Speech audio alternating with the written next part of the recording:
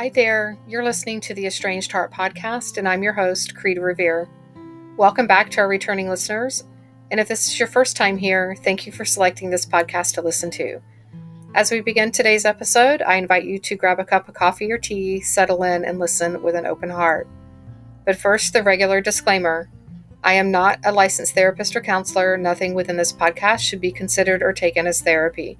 If you are in need of therapeutic support such as counseling, please seek out a therapist near you.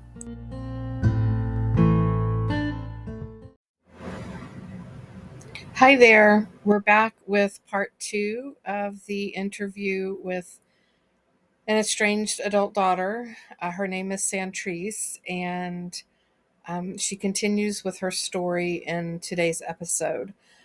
I believe there's going to be a part 3 to this. It was a really long interview with her, and I wanted to kind of break this up. So, yeah, part 3 is probably coming next week. So I hope that you will give her story a bit of your time, and that you can find some nuggets of wisdom there within that story as she tells it. And for today's quote, I will leave you with this. There is wisdom in every wound. On with part 2 of Santrice's story. Open to my mom. I wanted to be open to her. I still do. You wanted a relationship with your mom. You wanted an emotional connection and relationship with your mom, not just a physical one with physical things and material things, etc. So yes, Right. Absolutely. Okay. All right. So so here you are, you're in college, you're working, you're independent, you're doing your thing. What happens next? Oh, so what happens next? So 4 years passed, 26. I got let go at the hotel. Decided to quit school because the hotel at the time, I was in hospitality. I was a general manager. I couldn't go to school. So I was working full time, and then I got let go, which led me to end up back at my mom's. I laugh to say this because I thought I learned my lesson to be better prepared, but I was so happy. Between 22 and 26, I was not responsible with my money. I didn't have a lot of savings. So that's what led me back to my mom's house. I didn't have enough savings to wait for another job to come. But then that was also around the time recession, I think, happened, 2009, 2010. A lot of people were being let go anyway. So I ended up having to move back in with my mom. So I left Sacramento to move back here to Arizona, which is where I currently reside. And I don't mind sharing that. I lived with her, moved in with her, and she was super excited to have me come, because now I'm 26. I guess, proved to her that I'm independent, I'm educated, and I'm, I guess, selfless, because she's always seen me as a selfish person. Like, I don't consider her feelings or in some shape, form, or fashion. So she's like, I'm so excited, to have you move back in with me. And in the meantime, like, this is the last thing I want to do. I'm scared.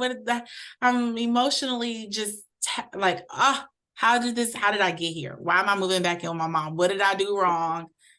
I'm so embarrassed. I have to move in with my mom at 26 years old. So I move in with her. This time lasted us 8 months. We got into it again, and it had the topic is, you are disrespectful. You don't listen to me. You talk back, and you got to get out. That's always the thing. This is now my second time moving back in with my mom. It was the first moving in from my uncle's house to her. Then now, because I don't have a job or savings to lean on to save my life, I needed her. And she kicks me out in 8 months. She's like, you got to go. So thank goodness I did land a career, which I still maintain, in a financial institution. And I moved into an apartment Now we're not estranged. I didn't choose estrangement. Now we live in the same state. So it's harder, right? It's harder because now I live in the same state down the street from her. I kind of feel obligated to maintain good ties with her, right? And do well and be in her favor. So I'm working. I make some good money. I get an apartment. Now, because I'm working in this financial institution, I'm motivated and inspired to become a homeowner. So guess what I do? I asked my mom, can I move in with you? I want to buy a house and I want to save some money. Oh, I would, yeah, come back. I want to make sure as your mother, I want to help you create a better life, save some money. Why don't you come stay with me? I won't charge you rent, and stay with me and save as much as you can. And so you can buy your house. I said, yeah, I want to be just like you. You bought a house when you were 30 years old, and I want to do the same thing. I was inspired. So try it again. Now I'm 28. I believe I am 28 now. And I'm saving. 8 months go by. Guess what happens? I don't know what it is about this 8 month. Yes. I'm kicked out again. You got to go. And again, same thing. You're so disrespectful and you talk back, and I'm tired of it. Not because I'm not helping with something, not because I'm abusing her. It has something to do with she told me something and I said no. I either probably disagreed or questioned it. Like, right. That doesn't apply to me, Mom. Like, I get that you're trying to help, but no, like, I feel like that if I don't follow all her advice is being disrespectful or not listening. So you got to go. You're disrespectful. You talk back. You're not welcome here. You can't come back. I said, okay, well, I moved into an apartment again. This is now delaying my home buying process. So I moved into an apartment, got me a house a year later. I was able to manage to get a house. Perfect timing. It was a seller's or buyer's market at the time. Got me a beautiful house and moved in. And my mom was there, of course. My mom was there for this big milestone, of course, but we're not on good terms. We are just cordial. And she's actually, because she's my mom, she's supportive. She's happy for me. I see it, but we're still cordial. It's very awkward. We're still like on eggshells with each other. Okay. So we're good with that. Now I want to fast forward a little bit. Please stop me if you want to have me elaborate somewhere. I have my house for 2.5 years, and my mom says, I remember calling my mom. I was like, oh, Mom, this commute is hard. I was commuting back and forth to and from work. It was an hour each way to work, an hour back home. She was like, oh, well, Stan, I'm thinking about transferring my job. I'm thinking about relocating. So how about this? Why don't you move in to the house that I live in? When I move out, you can have this house. I only owe this amount of money. If you pay it off, you can have it. And you sell your house, you can use what you make off of that to pay off any debt you have, like your student loans.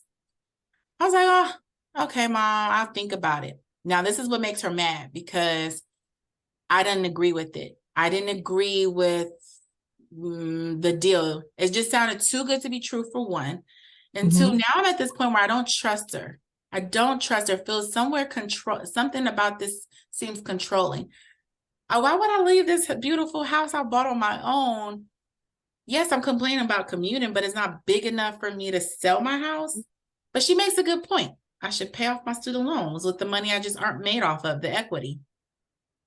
So I left it alone. I never brought it up anymore because I didn't want to talk about it. I didn't even want to tell her why, because I didn't want it to hurt her feelings. Again, I'm considering her feelings. I didn't want to tell her I didn't trust her either. So I just never bring it up. I think that's an important piece to stop and recognize too, because as you move back in with her, and I mean, today's world is vastly different than it was 30, 40 years ago, when you could move out and buy a house for $30,000 and call it good for the rest of your life, right? So here you are, you're single, you're independent, you're trying to better your life. You're moving in with your mom, and then she throws you out. And then you move back in with your mom, and she throws you out. And each time this is happening, Yes. It's under for the reasons that you are being disrespectful, and that and for you, you're understanding, oh, disrespectful means I'm not being obedient to what she wants. I'm not doing exactly what she wants, when she wants, how she wants, etc. And so this begins to build what you're talking about now, this distrust with the parent, because her behaviors have laid a pattern out that you have seen over and over and over again. And as the story will reveal, still, as an adult child, because we are always seeking that relationship with a parent. Yes. Regardless of seeing, you've just laid out, like, I'm beginning to see this pattern. I'm throwing, I go move back in and she throws me out. I move back in and she throws me out. You are recognizing this behavior and this pattern, and still you are seeking and wanting to try again. Yes. Okay. Pick up. I'm still wanting to, I still want her validation, affirmations, everything. So when I'm in this house and I'm thinking about the proposal she gave to me, and when she says this to me, the second time she brings it up, she says, "Dan, this is probably a good time to sell your house. This is probably a good time for you. Like, wouldn't you want just a better lifestyle? Like, I think you would have a better work-life balance if you just live closer to work." Mom, and the things mothers would say, she would always say, "Mama wouldn't do anything to misguide you or mislead you. You don't trust your mama? Mama love you. Mama would never tell you anything to harm you or hurt you. I'm here to help you." That was always something she would preface to win the argument. I feel like that was, to me, manipulation and also control. Now that looking back at it, but at the time I'm hearing it, it felt like she's right. Mom is always right. I feel guilty for not listening to my mom. Also, while she's saying that, I feel guilty because now she's revealed me. She's revealed that I don't trust her. How you not trust your mama? That's what she would say. How you not trust your mama? I was like, because I don't. Like, in my heart, I'm literally saying, right, I don't. What if I move out of my house, my safety net that I worked really hard to get on my own without your assistance, and you put me out again? That was my biggest fear. But because she played the guilt trip and I fell for it, guess what I did? I sell my house. And I put my profits into a savings account. Now, this is another way I'm looking back at it. I didn't realize this until now, that this was another controlling tactic. She says, "You're going to take that money, you're going to pay off your student loans, but when you move into my house, you're going to pay the same amount of money that you paid on your house." Because she bought her house, this house that I moved into, this house she bought for $50,000. It was a foreclosure during the recession. So she got a really good deal on it. The mortgage was only $400. So she's like, "I want you to pay what you pay on your mortgage now, but here, that'll get you to pay off the house sooner. And when you pay off the house, it's yours. You're my only child. Who else am I going to give it to?" I said, "Well, I mean, hey, I can afford it. I mean, I was paying $800 anyway. Why not pay $800? But she was telling me what to do with my own money that I made from the house. Like, you're going to pay off your student loans, and then you're going to start paying this, that, and the other at this house. And you're going to upkeep it." A couple of weeks later, she came over. This is after I sold my house, got my check, and she comes over to the house, her house, and what she owns. We didn't put anything in my name. And she comes over and she says, "Hey, did you pay off your student loans?" I said, "No." And she says, "Why not?" And Kreed, when I tell you, I was so scared to tell her why I didn't do what she said. I was like, oh, here we go. She's going to kick me out because I'm disrespecting her. I didn't follow her rules or conditions. She says, "Why not?" And I said, "Because I'm scared if you kick me out, I need a safety nest to fall back on. I would be comfortable with my money in my savings account. I would make payments as I see fit or comfortable on my student loans." And Kreed, she did exactly what I thought she was going to do. She said, I made all these sacrifices for you. I didn't have to let you move into this house. I could have sold this house and made blah, blah, blah on it so I could pay off my new house in cash. And you said da-da-da-da. Like, she went off. And she says, she didn't kick me out. She said, if you were so scared I was going to kick you out, why'd you move here in the first place? And I was thinking, because you told me to.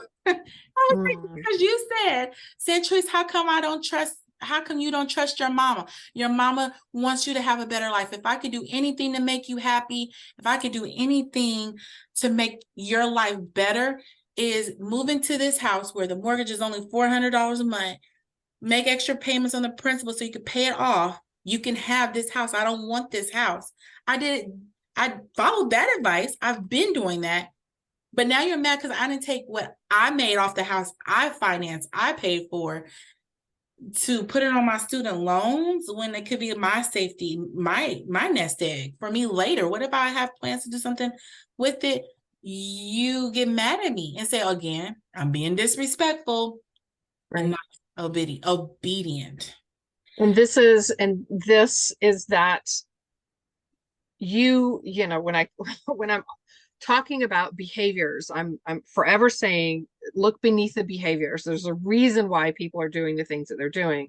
There was a reason why you did not want to pay off your student loans. There was a reason why you felt, because of experiencing this pattern of behaviors with your mom, that you were, as much as you loved your mom and wanted to still have this relationship with your mom and trust her, everything to work out well and do all the things, there was still a part of you that was resistant and scared that if I do this, it's not going to work based off of past experiences.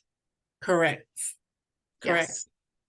Yes. So I want so bad to trust her. I wanted so bad I kept giving her opportunities to show, okay, Mom, if you do want me to be happy, can I do what I want or will with my own money I earned off the house that I purchased or the equity from it?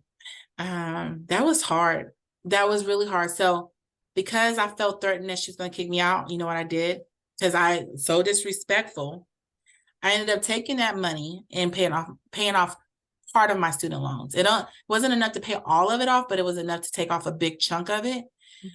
Now I feel like all I can do is rely on my mom. Now I feel like if something doesn't happen to me, because now I don't have this safety nest egg that I felt secure with. If something was to happen, I need my mom. I'm going to need my mom because she's all I have. I'm now put in a position where I'm not independent. I'm now put in a position where I'm financially, like, I worked, like, I'm just, I don't know. She put me there. She's putting me there. And I'm trying to also prove to her that I'm not as disrespectful as you say I am. I'm not disobedient. And even then I wasn't thinking like that then, but I just kept wanting to prove to her, I'm not this child. I'm not this daughter that you keep telling me I am. Like, what do I need to do to make you see I'm not disrespectful? I'm taking care of this house you said can be mine. I am paying the bills. I still don't even have random people coming over this house out of respect for you, because you didn't make this my house yet. Like, you're not putting anything in my name, but you wanted me to take care of this house as though it is mine. I just keep looking back and like, how many ways can I prove to you that I'm worthy? I am worthy for you to trust me. I am an adult who makes adult decisions. I can be independent, but you won't let me. I think once I'm independent, you have this fear that I don't need you. Yeah. Then you put me in a situation where now I got to rely on you when I was completely fine commuting back and forth. Yes, I complained about it, but I didn't need a solution to it. Like, right. Yeah. You know, one of the things, help the listeners to understand, because I can imagine that this question is popping up for some of the parents who are listening, is you were an adult. You could have told your mom no. Mm. Why'd you say yes? That question is loaded because I'm emotional. When I hear that, yes, I was an adult, but I was raised in fear. You do not say no to a Black mother, okay? You don't say no to a single Black mother who did all the sacrifices. What? No. She would almost look at you like she can kill you with your eyes. Like it would almost be like I might as well hang myself if I said no to her. I'm still scared of my mom. I'm bigger than she is, but yet I'm scared of her to death. I was raised by fear. I've never been able to say no to my mom. Even then when I told my mom I don't want to spend my money on, that was the hardest thing for me to speak up for myself then. And she did exactly what she did, or what I thought she would do. And you would think that would make me more courage to, if I could predict my mom's reactions, you think that would give me more courage to say no? No, because I don't like confrontation. I've never been comfortable with confrontation. I've never been comfortable with my mom mad or angry at me. Well, you've had fear around that. What you just said, you were fearful of her being mad, her being angry, her being disappointed in you, etc. And I think that this is something that, again, this is not, your story is not every estrangement story, but this is, I think this background information is so important for parents to begin to understand things from the perspective of the adult child. When we are born into and raised in fear, it colors your entire world until such time as you deal with that trauma, because that is trauma. When you are raised being scared to death, and this was the story with my girls, because I was so controlling. My girls will tell you today, when you just Stantrice, when you just said she could kill you looking with her eyes, my kids have said that exact same thing about me, that all I had to do was look at them. And they will tell you, we stopped what we were doing because we were scared to death of what the response was going to be. And so when you are a human being and you are raised in that, you don't just, when you become an adult, go, okay, all that's over with, and now I can stand up. It remains with you and remains with that relationship. And that is what I want our listeners to understand, is that whatever the circumstances are that children are raised in, is what is the foundation of their life as an adult. Right. I imagine, I haven't asked you this, but I would imagine that you probably have a very there's probably a piece of you that fears anyone in any sort of authority position of letting them down or saying no to them or speaking up and speaking, from your place of internal power, that you can't do that because that's a person of authority, just like your mom, right? And so if you're raised in that fear, you carry that through. And so we could see that for adult children in their careers. So if with a boss, an employer, what have you, as well as in romantic relationships. So they get into marriages. And if there's this fear, or, I can't do this because then this is going to be the result, the consequences of these actions, then that plays out in all these other relationships as well. Do you agree with that? 100%. 100% has that spilled into my external relationships as it relates to my career, friendships, romantic life. It bleeds into that because I am at heart now a people pleaser. And at the end of the day, it hurts me because I'm not always happy 100%, because I how do I put this? I feel like even though I'm not happy 100%, I feel like as long as the other person is happy, I'm happy, because they're not going to talk about me behind my back, or and that's probably that's just unrealistic to think, but it's my reality, right? I feel like as long as my boss is happy, my friends are happy, I'll be happy, even though this is not authentic Centrise. I'm still learning who Centrise is. I have no idea I'm learning who she is, and I'm coming to see the idea. But not until the last 2 years of having therapy did I know who Centrise truly was authentically and organically, without people pleasing, because I didn't know what made me happy. I didn't know. You had no representation of that. Because you said in the beginning, when you were happy as a child and laughing or giggling and, being expressive, that was quickly shut down. That was like, no, we're not having any of that. And so you had to adapt to, the way that I can be happy is making that person happy. Because if that person is happy, then they're not yelling at me, they're not punishing me, they're not doing all these things. And so then I equate that with happiness, when that's really not what that's not the definition of happiness, right? Definitely not. An adaptation that you develop based off of how you were raised. So yes. Oh my gosh.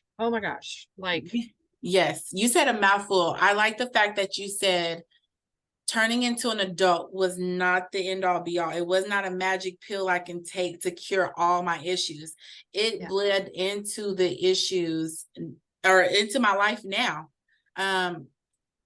I thought as a kid, becoming an adult was was going to be the solution to my issues. And here I am, 36 years old, and I'm still dealing with it. And it feels worse. It feels worse because now, because I am 36, I have the responsibility to myself and to my younger self, my younger child, to do the things, to speak up for myself and communicate. But how do you do that when you have a parent who is instilled fear, never allowed you or encourage you the safe space to articulate your thoughts or exhibit patience? My mom is definitely not patient at all. So it's just, I thought I would be in a different place because I'm an adult now. Yet I still feel like a child. I never thought I would feel still like a child that's stuck at 10 years old at 36, because I still have to hurdle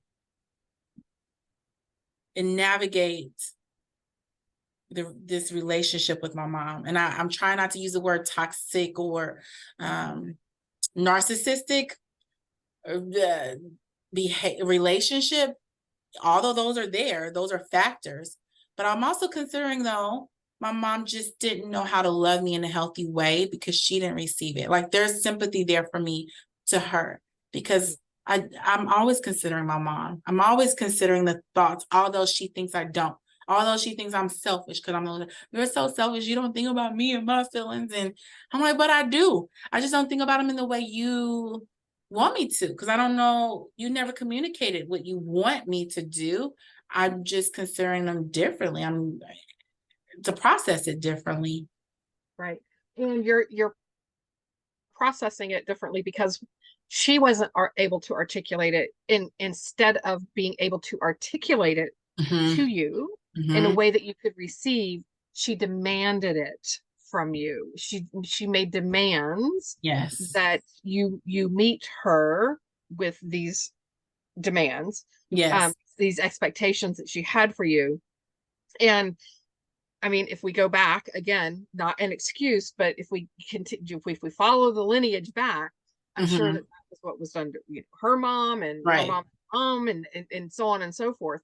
And so here you are, you've come into this world, and now you're kind of like, I mean, for lack of a better term, the black sheep of the family, because you're breaking this cycle. You're saying, this is crazy making. Like this, I don't know. Here, you just said it. I'm 36 years old. I feel like I'm a 10-year-old. Trying to figure out who I am. I've got all this stuff that I'm trying to sort out. And at the same time, you're like, I have sympathy for my mom. I know Mm-hmm. she was a single mom. I know she only knew what she knew. At the same time, she hurt me. Would that be correct? That is so correct. Absolutely. Absolutely. I was just, that came out of my mouth earlier this morning. Yes, I have sympathy for my mom. I seeked out healing through trying to understand her perspective and her point of view for my healing, but also to do her healing part. I guess I'm not sure if that makes any sense. But at the same time, it's not an excuse for her to continue to have this relationship the way we have it. I feel like I want her to want a healthy relationship with me. I want her to want this. I want to stop right there for just a Okay. moment, because that's important. I want my mom to want to have a healthy relationship with me. Mm-hmm. I want my mom to want to have a healthy relationship with me. Absolutely. That is so powerful. And that's what I hear. And I tell moms, because like, there's so many moms that I work with that say, my kids hate me. They don't love me. They don't this, that. And I'm like, oh my gosh. Oh my gosh. That's not true. That's not true. No. It really isn't true. What they're wanting is a healthy relationship between parent and adult child, right? And regardless of how old that adult child is, I'm in my mid-50s. I still want a close, emotionally healthy relationship with my parents. Yeah. It's something, as long as it's a need and a want that is not fulfilled, we will go throughout our lives trying to do anything we can to seek it out. And that is why when parents tell me, you know, I don't know where this came from, I'm like, your child you tried over and over, like we just said, you went through all of these. I move in and she throws me out. I go back and she throws me out. I go back and she throws me out. Like it's this repetitive cycle, because they are trying their best to figure out a way to stay connected. Yes. And be able to take care of themselves. Yes. And I thought taking care of myself was wanting this relationship, no matter what it looked like with my mom. As unhealthy as it was, the older I got, the more I was like, I can't live my life without talking to my mom. I just don't, how could I do that? What kind of child would I be to not see about my mom? That's not me. That's not who I want to be. That's not who I am going to be. I couldn't fathom choosing estrangement. I didn't even know what estrangement was until recently. This is a new journey for me. And I still do want a relationship with my mom. But this time around, because I know what's best for me, this time around, I want it. She has to want to learn what healthy love looks like. Yes, I know my mom loves me because naturally she's a mom. Moms unconditionally love their children the moment they find out they're pregnant sometimes, or when the baby is born. But I want my mom to learn to love me in a new way. I want to give birth to that love. I want to appreciate what we've been through, but I want to discover and redefine our love. I feel like it's out there. Give birth to a new love. Oh my gosh.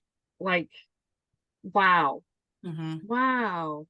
How beautiful is that? If we stop and think about using, and I've used this as an example of estrangement, as, you know, like a pregnancy. It's a time of separation. You don't know exactly, like when a woman's pregnant, she doesn't know exactly what's happening on the inside, right? You know, but we have to kind of just go along with it. And here we are. And so we're along for the ride. And how beautiful is it to take this time during the estrangement to conceive and nurture and grow something new and healthy and beautiful and loving and kind and reciprocal for both. Yes. parties. That's so unbelievably beautiful. Ah.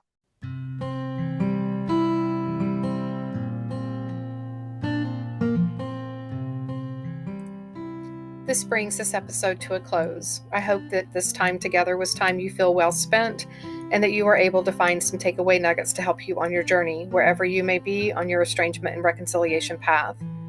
If you feel you've received something helpful or positive from this podcast, please consider following us, sharing this podcast with others, leaving a positive review, perhaps entertaining becoming a guest on our show, or following us on social media, on Instagram, Facebook, and TikTok under the same name, The Estranged Heart. As a reminder, there is an online support group on Facebook. If you are a estranged mom who identifies as being spiritual and approaches estrangement with a sense of curiosity rather than blame and judgment, and desire to do inner self-work and reflection, please seek us out. We can be found at facebook.com/Estranged Mothers Support Group. And lastly, if you are an estranged parent or an estranged adult child and would like to have your story shared on the podcast, anonymously or not, please reach out to me via email at theestrangedheart@gmail.com.